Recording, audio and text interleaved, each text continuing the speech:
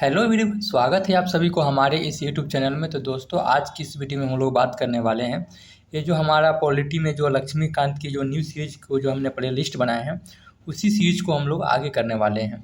चलिए, उसमें हमने पीछे की वीडियो में पार्ट जो भी हो मैंने इसमें रिकॉल नहीं कर पा रहा हूँ, अपडेट कर चुके हैं, उसी से हम लोग आगे करने वाले हैं।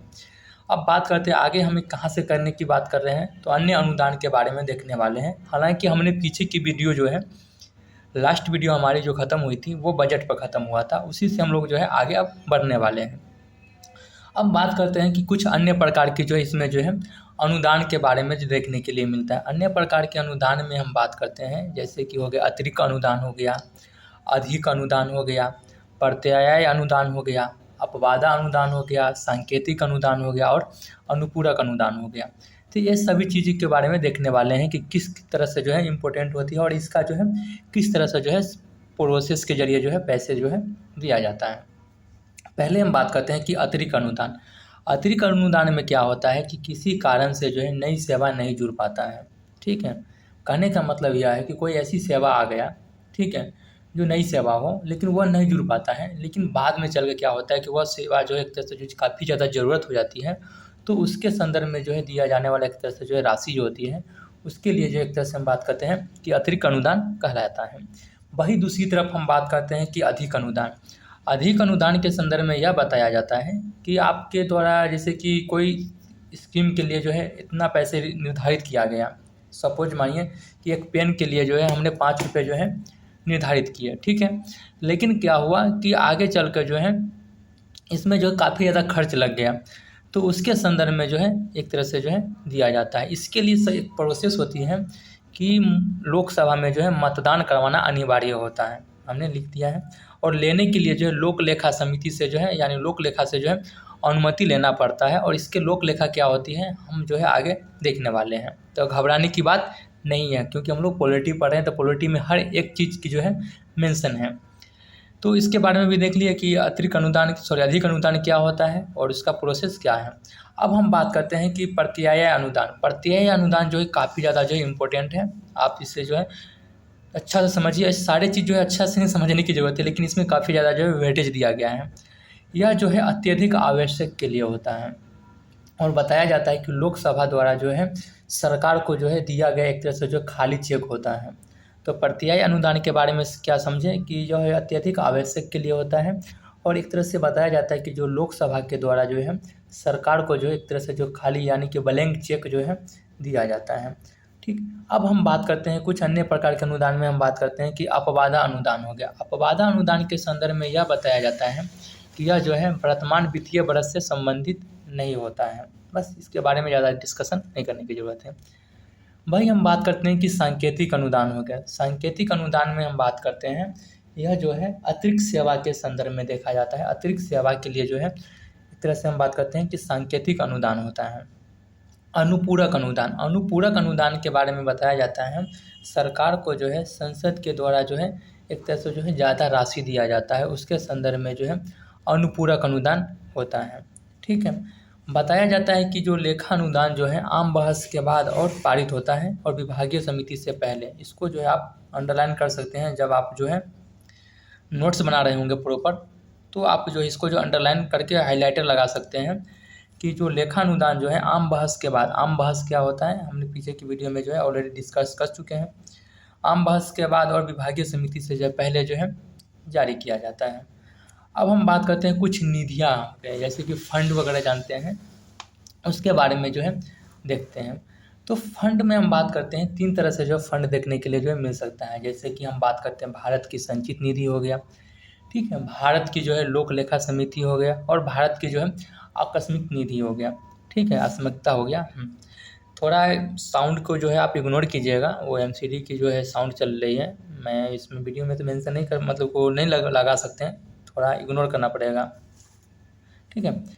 तो बात करते हैं कि भारत की संचित निधि। भारत की संचित निधि की हम बात करते हैं तो जो कि भारतीय संविधान के अनुच्छेद हमें जो है 266 में जो इसका जो है जानकारी मिलती है और इसमें क्या क्या शामिल होता है, क्या क्या होता है। तो इसमें हम बताया जाता है कि सभी प्रकार की जो है प्राप्तियां जो है उधार ली जाती हैं। भाई सभी प्रकार के जो भुगतान जो किया जाता है, तो सभी प्रकार के भुगतान किससे किया जाएगा, तो भारत की जो है संचित निधि से भुगतान किया जाएगा। भाई दूसरी तरफ हम बात करते हैं सभी प्रकार के जो है प्राप्तियाँ जो है उधार जो है लिया जाता है। बात करते हैं कि जो भारत की जो संचित निधि है, भारत की संचित निधि जिसकी जानकारी हमें भारतीय संविधान के अनुच्छेद 266 में है, इसमें क्या क्या शामिल होता है। जैसे कि हमने तो देख लिया कि सरकार की सभी प्रकार के जो प्राप्तियाँ हो गए, उधार हो गया और भुगतान किया जाता है, लेकिन इसमें बहुत सारी चीज़ भी शामिल होते हैं। जैसे कि हम बात करते हैं कि जो केंद्र सरकार के द्वारा जो है लिया गया सभी प्रकार के जो ऋण जो है एक तरह से किस में शामिल होता है, भारत के जो है संचित निधि में शामिल होते हैं। बहुत ही बारीकी पॉइंट से समझने की बात है, प्रीलिम्स में डायरेक्ट क्वेश्चन आ सकते हैं और इससे क्वेश्चन आया हुआ है। हम चाहें तो कभी ना पॉलिटी का जो है, जैसे कि इसको हम ख़त्म करने के बाद हम उसको चाहेंगे तो सीरीज एक चला सकते हैं। आप लोग कमेंट करके बताइएगा। भाई दूसरी तरफ हम बात करते हैं पुनर्अदायगी के द्वारा जो है प्राप्त धनराशि इसमें शामिल होता है। लेकिन इसमें से एक प्रोसेस है, आप भारत के जो संचित निधि से अगर हम पैसा निकालना चाहते हैं तो संसद के कानून के जो है बिना आप पैसे नहीं निकाल सकते हैं। यानी कि पैसे निकालने के लिए जो है संसद के कानून की जो है आवश्यकता जो है होती है। भाई हम बात करते हैं कि भारत का जो है लोक लेखा, भारत की लोक लेखा की जानकारी की हम बात करते हैं तो इसकी जानकारी जो है भारतीय संविधान के अनुच्छेद 266 में है। अब बताया जाता है कि जो भारत की जो लोक लेखा समिति है, तो भारत की लोक लेखा समिति की भी जानकारी हमें भारतीय संविधान के अनुच्छेद 266 में मिलता है और भारत की संचित निधि की भी जानकारी जो है हमें भारतीय संविधान के अनुच्छेद 266 में देखने के लिए मिलता है। लेकिन भारत की जो एक तरह से जो लोक लेखा समिति है, सॉरी लोक लेखा जो है, इसके बारे में यह बताया जाता है कि यह जो है भारत की जो है संचित निधि से जो है संबंधित नहीं है, उससे इसे किसी प्रकार के जो है संबंध नहीं है। तो इसमें शामिल क्या क्या होता है उसमें वो जो बहुत सारे हमने देख लिए कि जैसे कि केंद्र सरकार के द्वारा लिया गया सभी प्रकार के ऋण हो गए, पुनर्अदायगी के द्वारा जो है प्राप्त ऋण हो गए, सभी प्रकार के प्राप्तियाँ और उधार हो गए। लेकिन इसमें जो है जमा किया जाता है, जैसे कि भविष्य निधि के लिए बचत जमा हो गया, बैंक जमा हो गया, न्यायिक जमा हो गया। और इसमें से हम बात करते हैं कि अगर आप इसमें से खर्च करते हैं तो खर्च करने के लिए जो है कैग CAG हम पढ़ेंगे आगे क्या होता है। कैग जो है जिम्मेदार होता है और इसमें से मतलब कि खर्च करने के लिए जो है संसद की कानून की जो है आवश्यकता जो है नहीं होता है। तो हमने ये सारी चीज़ें जो है देख लिए। अब हम बात करते हैं कि भारत की जो है आकस्मिक निधि, तो भारत की जो आकस्मिक निधि की हम बात करते हैं तो इसकी जानकारी जो है हमें भारतीय संविधान के अनुच्छेद 267 में मिलता है। ठीक है, अब बात करते हैं कि यह जो है किस चीज़ से संबंधित होता है। तो इसके बारे में यह बताया गया है कि जो आपातकालीन सेवा होती है, तो आपातकालीन सेवा के संदर्भ में जो है लाया जाता है। इसकी शुरुआत जो है हमें जो एक तरह से हम बात करते हैं जो भारत की जो आकस्मिकता निधि है, इसकी शुरुआत हम बात करते हैं कि 1950 में हुआ था और यह जो है अग्रिम खर्च से संबंधित है। मतलब कि आने वाले जो है आगे की जो खर्च होगा उससे संबंधित है और इसे जो है कार्यकारिणी प्रक्रिया के द्वारा जो है संचालित किया जाता है। लेकिन इसमें एक और बात है, यह है कि जो भारत की जो आकस्मिकता निधि है इसकी जानकारी हमें भारतीय संविधान के अनुच्छेद 267 में है। इसमें जो है पुनः पैसे डालने का जो है प्रावधान है और इसके लिए हम बात करते हैं कि संसद में जो है मतदान करवाना जो है आवश्यक जो है हो जाता है। तो इसमें जो पूरा पैसा डालने के प्रावधान है उसके लिए जो संसद में जो है मतदान करवाने की जो है आवश्यकता होता है। तो हमने भारत की जो है संचित निधि सारी चीज़ के बारे में देख लिया। अब हम थोड़ा आगे बढ़ते हैं और आगे देखते हैं क्या पढ़ना है। तो हम बात करते हैं कि जो संसद की जो है बहुक्रियात्मक भूमिका है, जैसे कि संसद की शक्तियाँ और कार्य क्या हैं, उन सभी चीज़ों के बारे में पढ़ने वाले हैं। मैं यहाँ पर एक ऐसे मतलब की बात बताने वाला हूँ कि कोई ऐसे बच्चे हैं जो कि फ्रेशर हैं, हालांकि अभी पार्लियामेंट की एक भी वीडियो बैक की नहीं देख पाए हैं, तो वो चाहे तो यहाँ से बहुत सारी चीज़ों को जो है समझ सकते हैं। डायरेक्ट आप मेंस के पॉइंट से भी बहुत सारी चीज़ें सीख सकते हैं, प्रीलिम्स के पॉइंट से भी बहुत सारी चीज़ें यहाँ से तो मिल जाएंगे हैं, मतलब कॉन्सेप्ट अगर। लेकिन इसमें एक बेनिफिट यह है कि जो बच्चे पीछे से रेगुलर वीडियो देखते आ रहे हैं उनके लिए ये जो है काफ़ी ज़्यादा जो है ईजी होने वाली है। उसी का जो एक तरह से जो कॉन्सेप्ट क्लियर करके जो यहाँ पर जो है डिस्क्राइब किया गया है।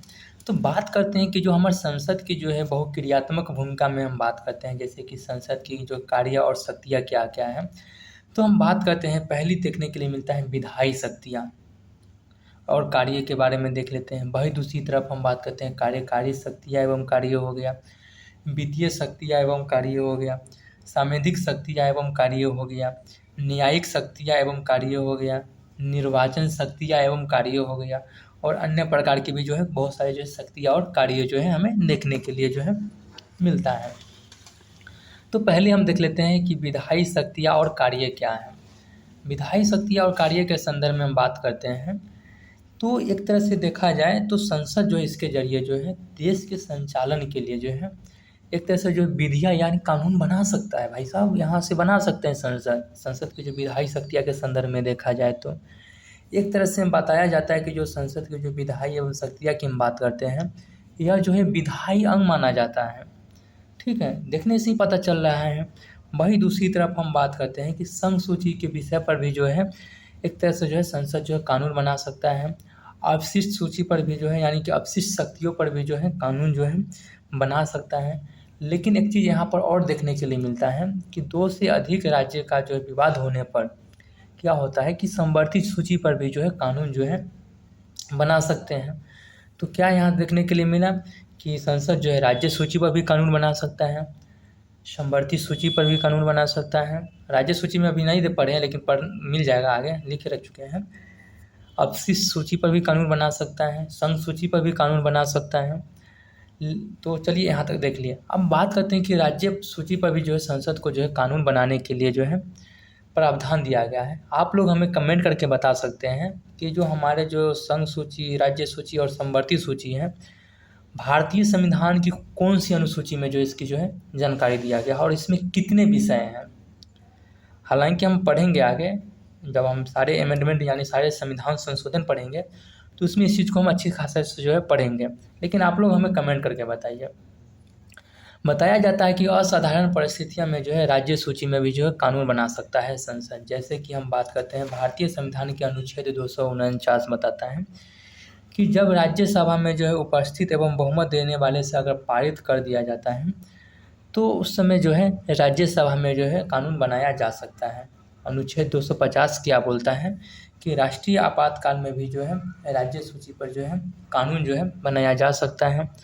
अनुच्छेद 252 की हम बात करते हैं 2 से अधिक राज्य का जो है